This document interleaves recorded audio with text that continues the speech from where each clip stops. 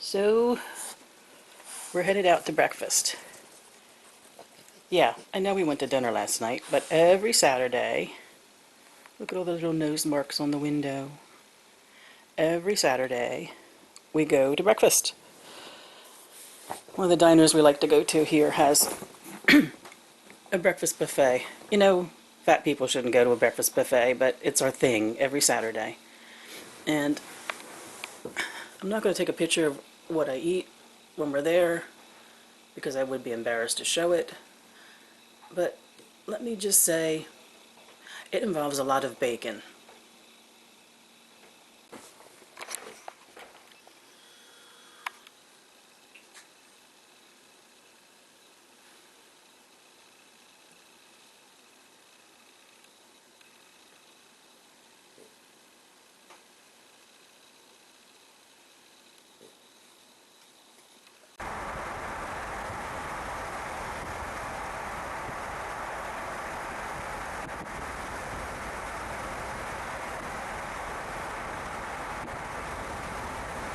So we got the banking done. Got that big deposit from yesterday for HOA in. You don't have to worry about moving. I'm just gonna. It's one thing about these, you yak as you go along. So what I wanted to say about that, because you know, banking, that's not like the most exciting thing we get done. When you go to the bank here, people are nice to you. And I don't know about where you live, but where we used to live, which was very metropolitan, if you got a smile, it was an amazing day. Where here, whether you're going to the bank or the grocery store or the diner where we're about to go for our breakfast, people smile at you, they look you in the eye, and they act like human beings. And we don't take that for granted now. And the thing is, now if we go any place where folks aren't like that, it stands out. Although I have to admit, would you agree how we drove across the country, we met good, nice people the whole way? On the other side of Chicago. Oh, you had to get on the other side of Chicago Yeah. first? Okay, well, I guess maybe not east of Chicago, but west of Chicago. Roger's people seem to live west of Chicago. Oh, well, give us credit, guys. There's a McDonald's here, which is only 10 minutes from our house, and we've never been. You know, okay, so maybe we're going to eat massive quantities of breakfast food, including bacon, but we've never been to the McDonald's since we moved here. Give credit where credit's due.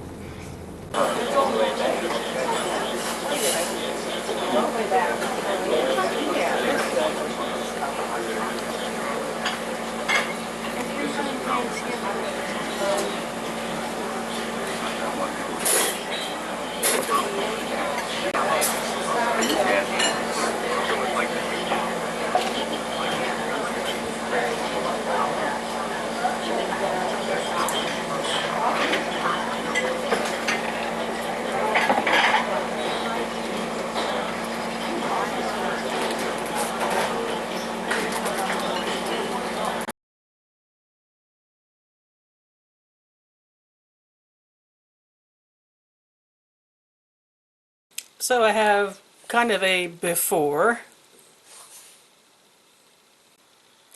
and after, which hopefully looks a little bit better, or I've totally forgotten how to put on makeup. Let me tell you my makeup story. So when I first stopped working, there are things I decided were no longer part of my life. Uncomfortable shoes, nylons. I worked in an environment where you had to wear nylons. You couldn't go bare-legged. Expensive haircuts, and at the time hair coloring, getting my fingernails done, and good quality makeup. When I realized in retirement I couldn't afford good quality makeup, I decided, well, screw it. After all these years, I was a child of the 60s and started out wearing makeup early, sneaking it on the school bus on the way to school because parents wouldn't let us put it on, that's for sure. So anyway, I thought, well, rather than kill my skin with all kinds of cheap cosmetics, I'd give it up. Give it up. Not worry about it anymore. And for a couple of years, I didn't worry about it anymore. Well, then I started getting involved in community things and getting out and about locally in our near community and then the wider community. Got involved in church and women's groups and things. And I missed it. I missed putting the girly on. So I returned to wearing makeup when I'm going to be out and about. Like I put it on last night before we went out to dinner, and I'm headed out today for a meeting at church. And you can tell by looking at my videos, I don't put it on for you all. Not that I don't think you're a group that's worth putting the girly on for, but I'm usually doing my videos for you in the middle of all the other stuff you do in a day's time. So I couldn't wear it all the time if I wanted to because of the expense of buying makeup that's good for the skin. So it goes on a few times a week. And when it flashes me back to when I used to wear makeup every day to go to work. It was putting on the face, putting on the persona, putting on the war paint, getting ready for whatever the day was going to bring. It was like a cheerleading myself on in the morning. And so when I got away from it, I was still identifying it with that. And I realized that I forgot the times that I put on makeup because I like putting on makeup. It's a moment of taking care of yourself. It's a moment of noticing your skin and your eyes. And well, women have been putting on makeup for centuries and centuries and centuries. We like to think we're accenting what we feel is our best features, and we just feel prettier when it's all said and done. It's almost like a meditation, the considered application of the cosmetics we choose to use. I've enjoyed going back to putting makeup on. I was afraid it would trigger my old me, the one that always wanted to look perfect no matter what. So if you rang the doorbell, when I was busy doing housework on the weekend, I'd go, oh my gosh, I can't open the door because I look terrible. Well, I gave that up, for sure. But I still really enjoy getting the girly on every now and then. It's a sad day in our neighborhood today. When we came back from breakfast, we drove around a bit to say hi to neighbors because more people were here on the weekends that don't live here permanently. And we found out that Carly Simon died. Oh, not the Carly Simon, but for us, the Carly Simon. Carly Simon was a beautiful big old girl. She was an American Bulldog mix of some kind. Maybe she had some boxer in her. Sweetest dog. We know each other's animals here very, very well.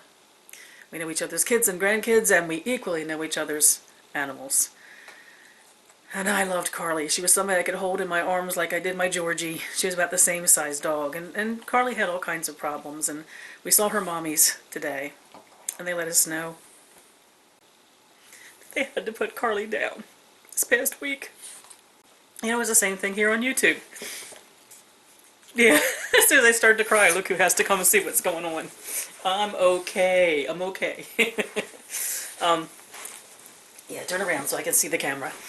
Make sure we're recording. Oh, now you're going to be all Mr. Lovey. It's on YouTube. It's the same way.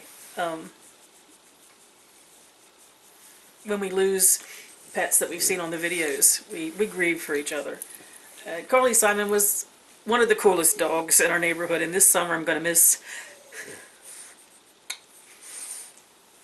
seeing her mommies drive by with her in the golf cart with them. So, yeah. We say goodbye to Carly Simon today. And then Ernie, Ernie can't stand to see Mommy cry. It's rough to be Ernie because his mommy cries at the drop of a pin, whether she's happy or she's sad, whether she just put on her makeup, now she's going to cry it off. But, oh, here's to Carly Simon. And I hope she and Georgie are dancing around on the other side together because I always thought they would make a mighty fine couple.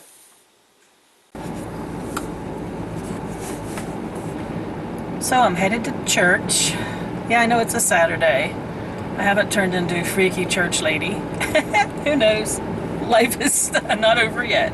But I'm headed to church because they're having a newcomers luncheon for those of us who recently joined the church. And at first I wasn't so sure about going to a newcomers lunch. I'm not a new Unitarian Universalist, just new to this fellowship. And I'm not really keen on stepping foot into a room of strangers and chit-chatting. But I realized that it was an opportunity for me to meet others who have just joined the fellowship, so we have a lot in common, and to learn a bit more about the fellowship. So I'm getting over, or choosing to deal with, certainly not getting over, that bit of social anxiety I have about stepping into rooms full of people I don't know.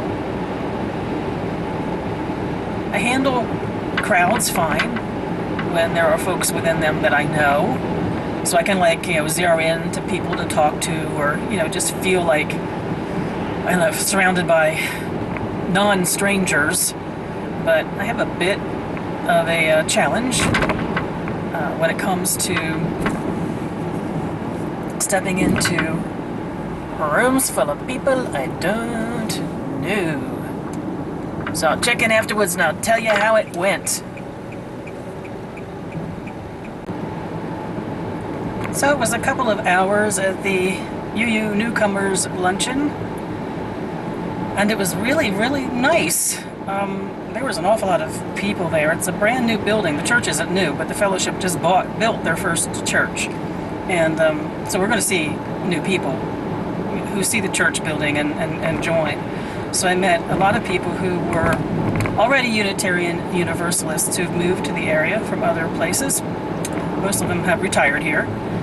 And then some people who, like me when I first visited a UU service, not really familiar with Unitarian Universalism, but found that it was either a community or a spiritual home that spoke to them. So it was actually a very pleasant couple of hours. Hard for me at first because, like I said, I'm not good at going into a group and chatting up. I'm okay being chatted up, but I'm not okay chatting up. But somebody's going to understand very much the desire I had to just can it and leave. Yeah, you know who you are, hon. But obviously I was going to no way out kind of situation, and I was very comfortable after being there for a little bit and having the opportunity to talk to people and get to know the people at my own table, and then I started mixing and mingling, and it was okay. So there's something else that I wanted to capture for today, because I was wondering what you thought about this. We went out to breakfast, as you know, and we met some former neighbors. They've moved away from our community, and they've actually just sold another house in the area, and they had it up for sale, and somebody came in and said, "We want to buy your house, and we want it with everything that's in it." Now, mind you, where we live, it's mostly resort community. A lot of part-timers, a lot of people who don't live year-round, and they do sell a lot of houses, what they call turnkey, which means that the furniture goes with it. When we bought our house, it came with modest furniture, but the kitchen and the furniture was pretty much there. Not linens and stuff, but other things were. We've since replaced all of it. But, so anyway, they were telling us they got an offer on their house, and the people asked for everything that was in it. Now, they hadn't listed the house as turnkey, so they didn't list it that everything that's in our house is going to go with the house. And she was telling me some of the things that were in the house that she was reluctant to let go as part of the sale, but she was so glad that the sale went through that she just let her things go with the house. And some of them were things they collected in their years of travel, and like if I were her, I probably would have said, well, there's a few things that need to come out. They're personal, they're meaningful for me, they're irreplaceable. But we'll leave the majority of it, and we'll let you know what we're taking, and you can decide how comfortable you are with buying the house. But it fascinated me that they were willing to part with, it had nothing to do with money. They were able to part with everything that was in their house and not give a second thought to it. And I thought that was really interesting.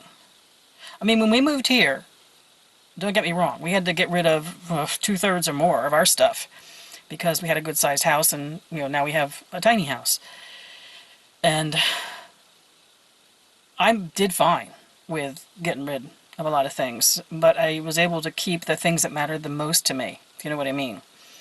I'm not a thing conscious person or status conscious person with possessions and things in the house, but there were things from family members or things that I got on a trip or travels or were gifted to me that I was able to bring enough of that to the new house that I didn't mind that I left it.